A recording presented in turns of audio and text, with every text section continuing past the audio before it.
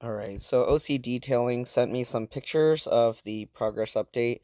So they sent some pictures after they got it in. They basically washed it. If you saw my truck, it had several months of like junk on it, bugs all splattered on the front from a long road trip.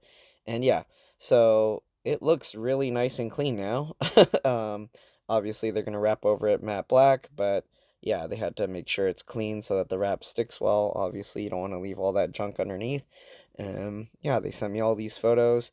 And then at the end, you'll see where there are like little spots that were left on it. I'm assuming that's rust or something.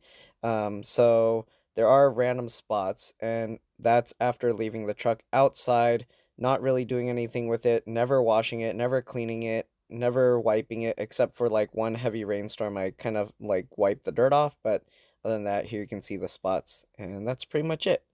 Thanks for watching. I'll see you guys later.